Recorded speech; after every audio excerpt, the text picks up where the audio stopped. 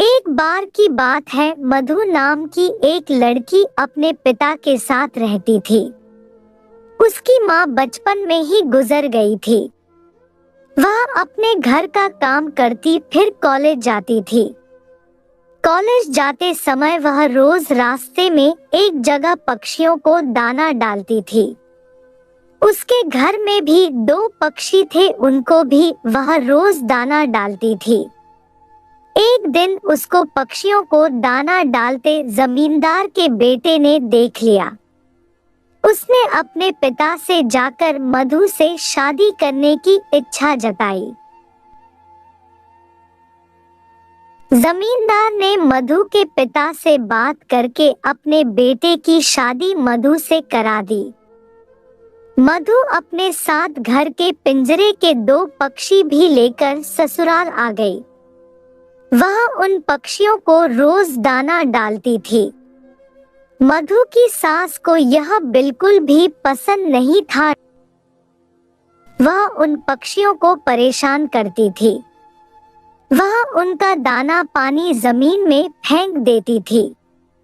एक दिन मधु की सास ने पक्षियों का पिंजरा ही जमीन पर फेंक दिया। उसे यह करते हुए मधु ने देख लिया।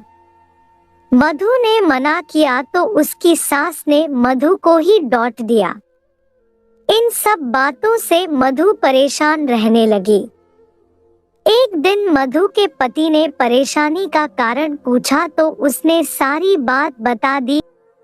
उसके पति ने मधु को पक्षियों की भलाई के लिए उनको पार्क में छोड़ने की सलाह दी। अपने पति के कहने पर मधु ने उन दोनों पक्षियों को बाकी के पक्षियों के साथ पार्क में ही छोड़ दिया।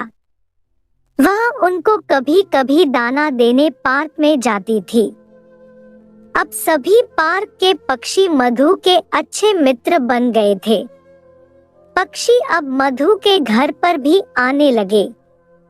मधु की सास को जब यह पता लगा तो वह गुस्सा हुई। वह मधु को उसके मायके छोड़ने के लिए उसको साथ लेकर गई।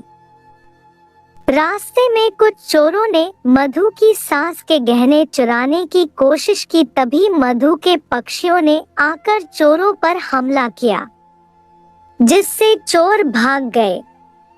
इसके बाद मधु और उसकी सास घर ही लौट आए। अब मधु की सास की सोच पक्षियों के प्रति बदल चुकी थी।